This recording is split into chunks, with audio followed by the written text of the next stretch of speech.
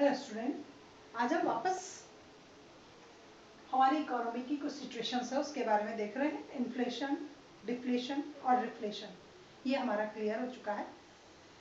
अब बाकी है डिसइन्फ्लेशन, स्टैगफ्लेशन एंड डिवैल्यूएशन। ये मेरे आने वाले लेक्चर्स में मैं आपको एक्सप्लेन करूंगी। Then today we want to discuss about a situation of our economy which is known as disinflation. When price level is very high inside the country, when price level is too much high, the extreme or the extreme level due to inflation inside the country, जब मैंने आपको पहले ही बताया इस style का एक diagram होता है, ये इस स्टाइल से हमारी इकोनॉमी में चलता है and this is the situation of inflation. Then inside the country when price level is too much high, price level जो होता है वो टू मच हाई हो जाता है यहाँ पर बूम की सिचुएशन में. एक्सट्रीम, बहुत ज्यादा हाईएस्ट ड्यू टू इन्फ्लेशन, बहुत हाई लेवल का इन्फ्लेशन यहाँ पर इनसाइड द कंट्री चल रहा है. The whole economy is covered by acute pessimism, और टोटल इकोनॉमी में एक अलग स्टाइल्स का एटमॉस्फेयर हो जाता है. द कंज्यूमर स्टार्ट क्राइज, और कंज्यूमर यहाँ स्टार्ट क्राइज मतलब चिल्लाना शुरू हो जाता है, और कंज्यूमर की सिचुएशन एक क्रिटिकल हो जाती है.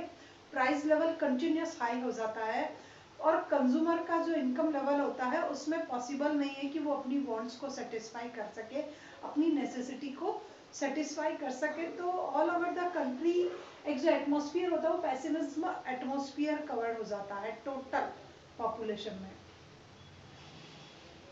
अब ये आपको सिचुएशन पहले क्लियर हो गई कि बहुत बूम पर था, बहुत ज्यादा प्राइस लेवल, बहुत हाई प्राइस लेवल था, और एक पेसिमिस्ट एनवायरनमेंट जो है वो कन्वर्ट हो गया, और कंज्यूमर स्टार्ट क्राइज, और कंज्यूमर जो था वो बेचारा स्टार्ट क्राइम जो है वो हो गया, क्योंकि वो अपनी नेसेसिटी और अपनी वांट्स को फुलफिल करने में एलिजिबल नहीं था. उसका इनकम लेवल स्मॉल था, और प्राइस लेवल जो था वो इनकम के कंपैरिजन में बहुत ज्यादा हाई था. तो द रिसॉल्व द प्रॉब्लम, इस प्रॉब्लम को रिसॉल्व करने के लिए the policy adopted deliberatory to bring down the price. हमारी गवर्नमेंट के थ्रू एक पॉलिसी अडॉप्ट की जाती है, and this policy deliberatory to bring down the prices, और फिर वो पॉलिसीज जो है वो ब्रिंग डाउन द प्राइसेस, वो पॉलिसी प्राइस को डाउन करती है, स्लो करती है, अपवर्ड शिफ्ट करती है. एट द नॉर्मल लेवल, जो नॉर्मल लेवल था एटलीस्ट उससे भी प्राइस को डाउन करती है, and this level is known as disinflation, और उस कंडीशन को हम डिसइन्फ्लेशन के नाम से जानते हैं कि जब कंट्री में कंट्रोल किया जाता है, प्राइस को डाउन किया जाता है इनसाइड द कंट्री, तो वो सिचुएशन कहलाती है disinflation. And the deliberatory reductions made in the quantity of money and credit, और एक डेलिबरेटरी एक्शंस लिया जाता है गवर्नमेंट के थ्रू, और क्वांटिटी ऑफ मनी और supply of money and credit को गवर्नमेंट रिड्यूस करती है. आरबीआई उसको रिड्यूस करने के लिए एफर्ट्स लगाते हैं to obviate the ill effect of inflation. जो भी इसके इल इम्पैक्ट क्रिएट हुए थे इन्फ्लेशन के, उनको ऑबिएट करने के लिए, उनको रिड्यूस करने के लिए, then this type of term is known as disinflation. तो इस स्टाइल की जो टर्म होती है वो डिसइन्फ्लेशन के नाम से जानती है. Then it is clear when extreme boom upper level, quantity of money जो है वो बहुत रिचर है inside the country, price level too much high है, कंज्यूमर का डिससेटिस्फेक्शन लेवल बहुत हाई है, कंज्यूमर अपनी वांट्स को सेटिस्फाई नहीं कर पा रहा है, प्राइस लेवल जो है एटलीस्ट कंज्यूमरेबल गुड्स के जो प्राइस लेवल है वो ऑलमोस्ट बहुत ज़्यादा हाई है, इसलिए कंज्यूमर अपनी वांट्स को सेटिस्फाई नहीं कर पाता है. Then to resolve this problems, इस प्रॉब्लम को रिसॉल्व करने के लिए और इस प्रॉब्लम्स को ऑबिएट करने के लिए एक डेलिबरेटरी एक्शंस लिया जाता है हमारी गवर्नमेंट और आरबीआई के थ्रू, और उस डेलिबरेटरी एक्शंस से जो इल इम्पैक्ट है उन इल इम्पैक्ट को रिड्यूस किया जाता है और रिमूव किया जाता है. किसके इल इम्पैक्ट?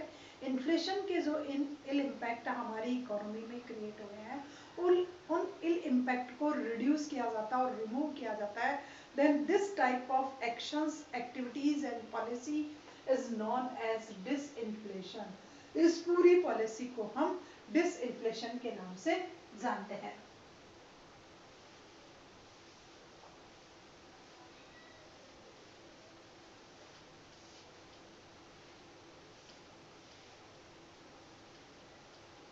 तो अब आपको ये तो क्लियर हो गया कि रियल में क्या था सिचुएशन इनसाइड द कंट्री। ये सिचुएशन थी, बूम था, बहुत ज्यादा सारी सब यहाँ पर जो है इन्फ्लेशन के जो बैड इम्पैक्ट थे वो बहुत हाईएस्ट लेवल पर हो गए थे। तब गवर्नमेंट इस स्टाइल के एफर्ट्स लगाती है और यहाँ गवर्नमेंट जो है वो डिसइन्फ्लेशन को फॉलो करती है, गवर्नमेंट रिड्यूस करने के लिए कुछ एफर्ट्स लगाती है। तो ये सिचुएशन जो है हमारी डिसइन्फ्लेशन के नाम से जानी जाती है। अब है मेजर्स टू टेक डिफ्लेशन। ऐसे कौन कौन से मेजर्स हैं जो गवर्नमेंट के थ्रू डिफ्लेशंस को एडप्ट करने, डिफ्लेशंस को क्रिएट, डिसइन्फ्लेशन को क्रिएट करने के लिए गवर्नमेंट के थ्रू क्रिएट किए जाते हैं। ऐसे कौन कौन से मेजर्स हैं जिनको एडप्ट कर करके गवर्नमेंट इस सिचुएशन को क्रिएट करती है और सारे इल इम्पैक्ट को रिड्यूस करती है। देन फर्स्ट इज है decrease money supply and credit inside the country. जो हमारी क्वांटिटी ऑफ मनी या सप्लाई ऑफ मनी जो लार्ज स्केल पे थी, बहुत ज़्यादा आरबीआई के पास, बैंकों के पास, तो गवर्नमेंट और आरबीआई सबसे पहला एफर्ट्स जो है इस सिचुएशन को क्रिएट करने के लिए डिसइन्फ्लेशन का फर्स्ट मेजर्स है reduce the quantity of money. Money की सप्लाई को रिड्यूस किया जाता है और क्रेडिट फैसिलिटी को भी रिड्यूस किया जाता है। अब मनी की सप्लाई को रिड्यूस करने के लिए bank rate high, interest rate high, open market, CRR high, SLR high, तो जितने भी टोटल्स जो मॉनेटरी के जो थे वो टोटल एडप्ट किए जाते हैं आरबीआई के थ्रू और मनी की सप्लाई को मार्केट से रिड्यूस किया जाता है, कम किया जाता है, उसकी शिफ्टिंग की जाती है। कहाँ?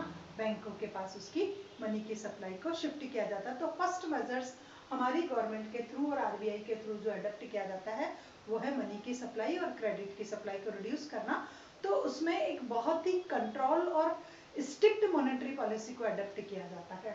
देन सेकंड आता है कंट्रोल ऑन बिजनेस साइकिल। अब inside the country business cycle जैसा ट्रेड साइकिल होता है वैसा ही वो साइकिल क्रिएट होता है।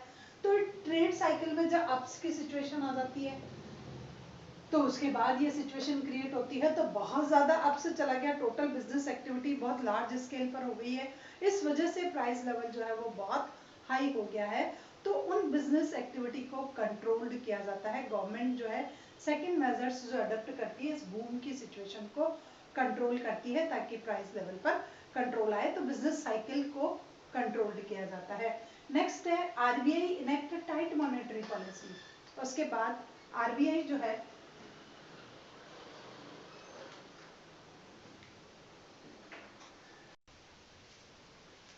हेलो स्टूडेंट, कल हम देख रहे थे मेजर्स टू चेक डिसइन्फ्लेशन की कौन कौन से डिसइन्फ्लेशन के स्टेप्स को, डिसइन्फ्लेशन की प्रोसेस को अडॉप्ट करने के लिए कौन कौन से मेजर्स हमारी गवर्नमेंट के थ्रू अडॉप्ट किए जाते हैं, आरबीआई के थ्रू अडॉप्ट किए जाते हैं।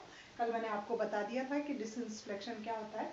देन डिसइन्फ्लेशन मीन्स वो सिचुएशन होती है जहाँ पर इन्फ्लेशन बहुत बूम में हो जाता है, एक्सट्रीम हो जाता है, एक्सेस में हो जाता है, price level too much high हो जाते हैं और कंज्यूमर स्टार्ट बिकम क्राई, और कंज्यूमर जो है वो चिल्लाना शुरू हो जाता है क्योंकि उसके पास उसकी इनकम जो होती है वो बहुत लोअर होती है और प्राइस लेवल बहुत ज़्यादा हाई होने की वजह से वो अपनी जो रिक्वायरमेंट है, अपनी जो नेसेसिटीज़ है एटलीस्ट उनको फुलफिल नहीं कर पाता है।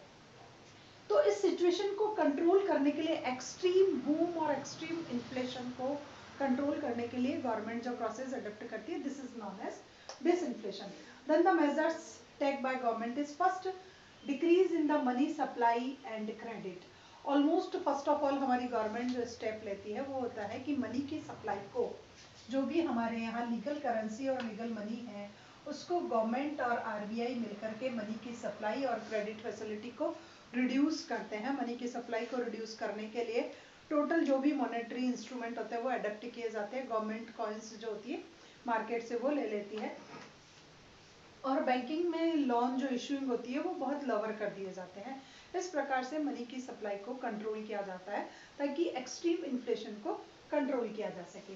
सेकेंड है कंट्रोल ऑन बिजनेस साइकिल्स, और इनसाइड द कंट्री जो बिजनेस साइकिल की सिचुएशन क्रिएट होती है, अप्स एंड डाउन्स की जो सिचुएशन क्रिएट होती है, एटलीस्ट गवर्नमेंट उस पर भी कंट्रोल करती है, इस स्टाइल के बिजनेस साइकिल को क्रिएट होने से बचाती है। और ऑलमोस्ट जो अप्स की सिचुएशन होती है बिजनेस साइकिल में, जो अप्स की सिचुएशन आती है एटलीस्ट जहाँ प्राइस लेवल बहुत ज़्यादा आ जाता है, total economic activity rapid rate से स्टार्ट होती है, एटलीस्ट उसको गवर्नमेंट कंट्रोल करने के लिए एफर्ट्स लगाती है। Next, RBI enacted tight monetary policy. RBI के थ्रू जितने भी जो मेजर्स अडॉप्ट किए जाते हैं डिफरेंट टाइप्स के हैं, क्वालिटेटिव और क्वांटिटेटिव। उसमें बैंक रेट है, ओपन मार्केट एक्टिविटी है, सीआरआर है, एसएलआर है। तो दीज टोटल जो होते हैं वो क्वालिटेटिव क्वांटिटेटिव होते हैं और कुछ क्वालिटेटिव्स भी होते हैं। तो आरबीआई 2 टाइप्स के मेजर्स अडॉप्ट करता है। मॉनेटरी पॉलिसी के जो इंस्ट्रूमेंट होते हैं इन सबको हाई कर दिया जाता है, बैंक रेट हाई।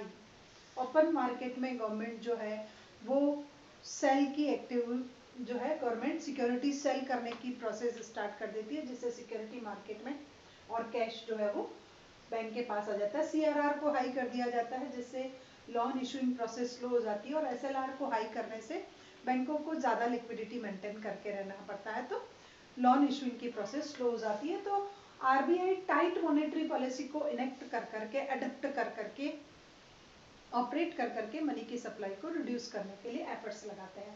उसके बाद है decrease in export. Almost inside the country जो प्राइस लेवल हमारे हम देखते हैं कि inside the country price level है वो बहुत हाई हो रहा है। प्राइस लेवल हाई क्यों हो रहा है? प्राइस लेवल जो है वो to much high and increase at rapid rate, बहुत ज्यादा हाई हो जाता है। तो उसके लिए गवर्नमेंट एक अडेप्ट करती है कि डिक्रीज एक्सपोर्ट। हालांकि ऐसा बहुत कम अडेप्ट किया जाता है। डिक्रीज एक्सपोर्ट का मतलब होता है कि जो आउटसाइड जो कंट्री कमोडिटीज चली जाती है तो यहाँ कमोडिटी और सर्विसेज की सप्लाई लोअर हो जाती है, इस वजह से प्राइस होते हैं। अगर government reduce the export of services and commodities, government दोनों के एक्सपोर्ट को रिड्यूस करती है तो उनकी supply inside the country high हो जाती है, और जब सप्लाई हाई होगी तो प्राइस लेवल में डाउनफॉल आ सकता है, it may be possible. Next आता है increase import. Next efforts government लेती है increase import. If production level is too much low, production बहुत लो होता है and population increase at rapid rate, और पॉपुलेशन बहुत रैपिड रेट से इंक्रीज होती है, तो पॉपुलेशन की वांट्स को सेटिस्फाई करने के लिए इंपोर्ट का भी एक प्रोविजन गवर्नमेंट रखती है। और डिसइन्फ्लेशन के तहत एक मेजर्स जो अडॉप्ट किया जाता है वो होता है increase in import. Government import को इंक्रीज कर देती है, कमोडिटीज और सर्विसेज को बाहर से हायर करती है, परचेज करती है और पब्लिक की वांट्स को सेटिस्फाई करती है। उसके बाद government start to selling its securities. वो मैंने आपको पहले ही बताया कि in open market activities government start to sell its security. Government अपनी सिक्योरिटी बॉन्ड और उनको मार्केट में सेल करना स्टार्ट कर देती है, जिसका एक ये इम्पैक्ट होता है कि पब्लिक के हाथों में जो कैश होता है वो गवर्नमेंट फंड में गवर्नमेंट में डिपॉजिट हो जाता है, गवर्नमेंट की सिक्योरिटी मार्केट में आ सकती है, तो इससे भी मनी की सप्लाई को रिड्यूस किया जाता है। इंक्रीज टैक्सेशंस, एक एफर्ट्स ये भी लगा सकते हैं कि इंक्रीज टैक्सेशंस जिससे जो है डिस्पोजेबल इनकम लोअर हो जाए, और डिस्पोजेबल इनकम अगर लोअर हो जाती है तो फिर पब्लिक की डिमांड भी लोअर हो जाएगी, तो टैक्स को हाई करना। हाँ, यहाँ पर कुछ ऐसे भी है, ये मेजर्स ऐसे हैं कि अगर हमने टैक्सेशंस को हाई किया तो इट में भी पॉसिबल कि पब्लिक गवर्नमेंट के अगेंस्ट हो जाएगी, बट ये एक इंस्ट्रूमेंट है जिसको गवर्नमेंट अडॉप्ट कर सकती है। तो टैक्स की रेट को हाई करने के लिए डिस्पोजेबल इनकम जो है वो लोअर हो जाएगी, तो ऑटोमेटिकली डिमांड भी लोअर हो जाएगी। जब डिमांड लोअर होगी तो प्राइस लेवल को गवर्नमेंट कंट्रोल कर सकती है, तो ये मेजर्स भी अडॉप्ट किया जा सकता है। उसके बाद है competition among business for customer become more intense. अब यहाँ पर क्या होता है, कंपटीशन बहुत ज़्यादा हाई हो जाता है बिजनेसमैन के बीच में, कस्टमर को लेकर के कंपटीशन बहुत हाई होता है, and so retailer are no longer able to passes high price from their customer. तो गवर्नमेंट को यहाँ पर बिजनेस पर कंट्रोल लगाना चाहिए जिससे बिजनेसमैन का कंपटीशन रिड्यूस, कंपटीशन थोड़ा सा हाई हो और कंपटीशन हाई होने की वजह से क्या होगा, बिजनेसमैन जो है वो कस्टमर से प्राइस हाई नहीं ले पाएगा। एक गवर्नमेंट ये भी कर सकती है, कंट्रोल लगा सकती है रिटेलर पर और होलसेलर पर। उसके बाद इंक्रीज प्रोडक्शन, ये एक पॉजिटिव इम्पैक्ट है, पॉजिटिव मेजर्स है कि गवर्नमेंट को एफर्ट्स लगाने चाहिए, पब्लिक सेक्टर को, प्राइवेट सेक्टर को, दोनों को मिलकर एफर्ट्स लगाने चाहिए inside the country. Each and every sector की प्रोडक्टिविटी में थोड़ा सा इंप्रूवमेंट हो। जब प्रोडक्शन हाई लेवल का होगा तो पॉपुलेशन की वांट्स को सेटिस्फाई किया जाएगा, और हाई प्रोडक्शन से सप्लाई हाई होगी तो प्राइस लेवल ऑटोमेटिकली लोअर हो जाएगा। उसके बाद अडॉप्ट किया जाता है incentives to saving, incentives to saving कि inside the country if public saving अगर गवर्नमेंट को इंक्रीज करनी है तो पब्लिक सेविंग को इंक्रीज करने के लिए गवर्नमेंट को सेवर्स को क्या करना पड़ेगा, कुछ इंसेंटिव्स प्रोवाइड करना पड़ेगा, अट्रैक्टिव स्कीम प्रोवाइड करनी पड़ेगी, इंटरेस्ट रेट को थोड़ा हाई करना पड़ेगा, जिससे कंज्यूमर क्या होगा, अट्रैक्ट होगा, इंसेंटिव्स होगा, प्रमोट होगा, इनकरेज होगा, मोटिवेट होगा, और वो इस सेविंग को बैंक में डिपॉजिट कराएगा। और जब हम सेविंग एक्सेस में करते हैं इट मीन्स हमारा कंजम्पशन रिड्यूस हो जाएगा। सेविंग हाई होने का मतलब कंजम्पशन का रिड्यूस होना है, और जब कंजम्पशन लोअर हो जाएगा तो automatically inside the country demand reduce होगी, और डिमांड के बिहाफ पर प्राइस लेवल को कंट्रोल किया जा सकता है।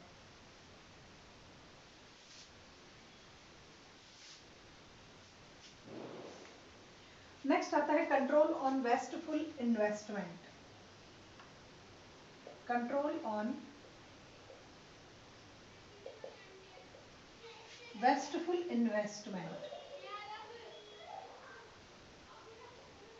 इनसाइड द कंट्री जो वेस्टफुल इन्वेस्टमेंट होता है, अननेसेसरी होता है, जिसकी रिक्वायरमेंट नहीं होती है कंट्री में और जिसका कोई यूटिलाइजेशन भी नहीं होता है, बट वो एक पब्लिक डेफिसिट का रीज़न बन जाता है, हमारे बजट के डेफिसिट का रीज़न बन जाता है।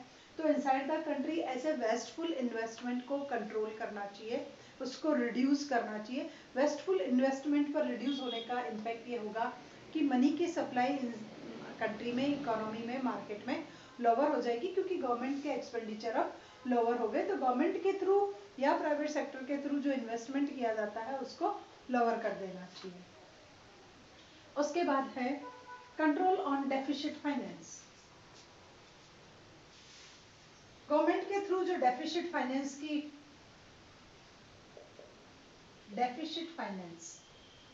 गवर्नमेंट डेफिसिट फाइनेंस को बहुत ज़्यादा अडॉप्ट करती है। डेफिसिट फाइनेंस को अडॉप्ट करने के बिहाफ पे inside the country new notes issue होते हैं, और न्यू नोट्स जो हैं वो मनी की सप्लाई को इंक्रीज कर देते हैं। तो कंट्रोल गवर्नमेंट को ऐसे डेफिसिट फाइनेंस को अडॉप्ट नहीं करना चाहिए एट द टाइम ऑफ जब एक्सेस में एक्सट्रीम इन्फ्लेशन हो, तो गवर्नमेंट को अपने इस स्टाइल के डेफिसिट फाइनेंसिंग को रिड्यूस कर देना चाहिए, अडॉप्ट ही नहीं कर देना चाहिए। किसी भी स्टाइल के new notes inside the country issue नहीं होने चाहिए। तो these are the measures which adopted at the time of या at the process of disinflation. जब गवर्नमेंट डिसइंफ्लेशन को अडॉप्ट करती है तो गवर्नमेंट ये सब मेजर्स जो है वो अडॉप्ट करती है, और इन सभी मेजर्स के बिहाफ पे inside the country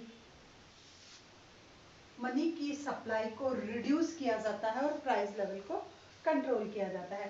then what is the difference between disinflation and deflation.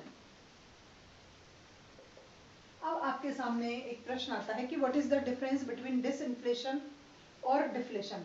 Then आपको मैं ग्राफ में समझा देती हूँ। सबसे पहले आप ये देख लीजिए कि दिस इज डिफ्लेशन और दिस इज डिसइंफ्लेशन। ये प्रोसेस जो होती है वो डिसइंफ्लेशन कहलाती है, और ये प्रोसेस जो है वो डिफ्लेशन कहलाती है। और आपको मैं बहुत बार समझा चुकी हूँ कि डिफ्लेशन और डिसइंफ्लेशन क्या होता है। अब देखते हैं हम इनमें डिफरेंट। तो सबसे पहला है स्पेसिफाइड ऑब्जेक्टिव, स्पेसिफिक ऑब्जेक्टिव।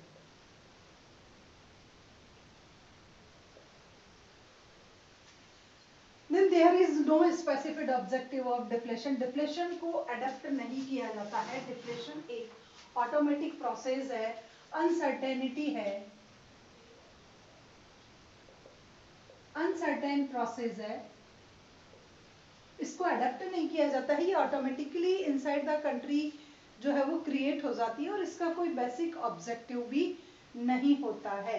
तो जो डिफ्लेशन है अनसर्टेनिटी है और ये जो है एक सरकमटेंस ऐसी क्रिएट हो जाती है इनसाइड द कंट्री की ये क्रिएट हो जाता है। But this inflation has a specific objective, उसका एक स्पेसिफिक ऑब्जेक्टिव होता है। This process is adapted to reduce or obviate the ill impact of inflation. Ill impact of extreme inflation.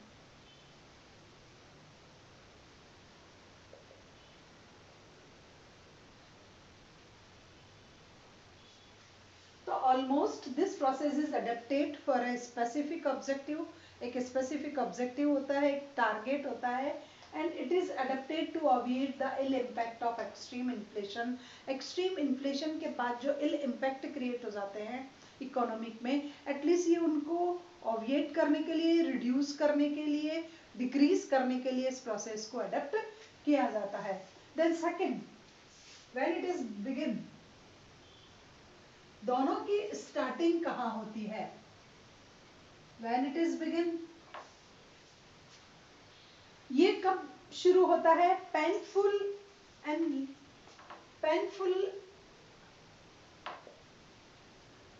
और unlimited inflation. This situation is created after a painful inflation and continuous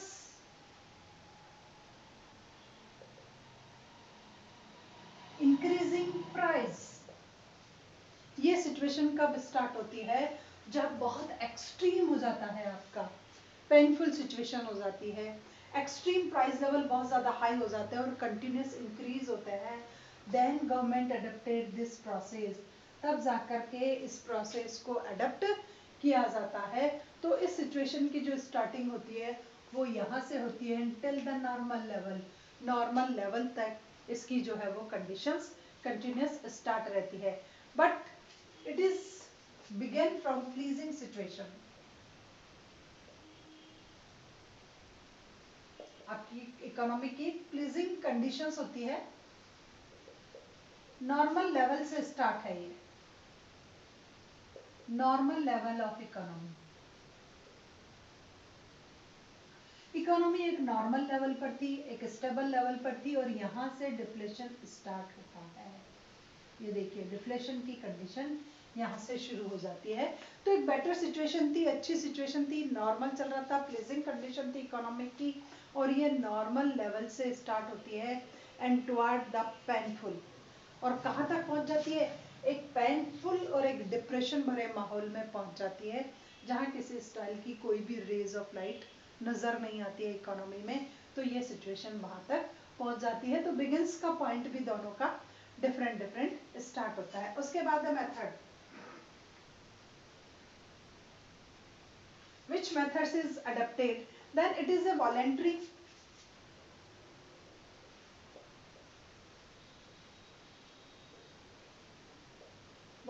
and deliberatory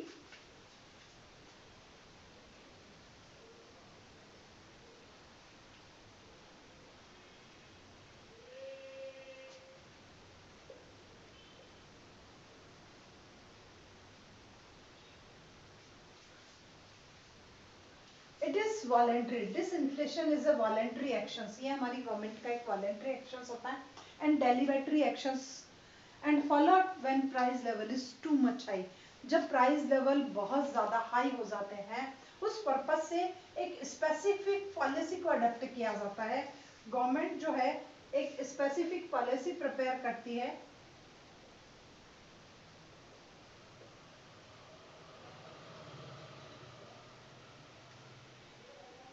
government के through एक specific policy के तहत इसको adopt किया जाता है। तो इसके मेथड्स जो है वो वॉलंटरी होते हैं और डेलीवेटरी होते हैं। बट इसके जो है वो इम्बैलेंस और अनसर्टेन सिचुएशन है,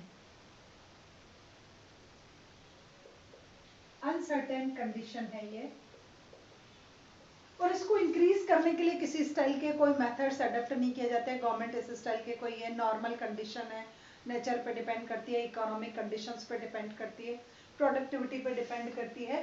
तो ये सिचुएशन क्यों क्रिएट हुई, वो अनसर्टेनिटी है उसमें, किसी स्टाइल का किसी का कोई पावरफुल रोल नहीं होता है, बट इसमें हमारे गवर्नमेंट का होता है। उसके बाद है कंट्रोल। अब ये वॉलेंट्री है, गवर्नमेंट का एक्शन है, then government can control any time,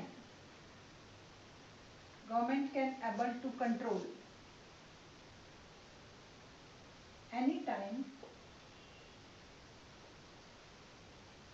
when it desire। जब गवर्नमेंट की इच्छा होती है तब इसको कंट्रोल कर लिया जाता है, but it is out of control, out of control and no control. Government का किसी स्टाइल का इस पर कोई कंट्रोल नहीं होता है, आउट ऑफ कंट्रोल होती है।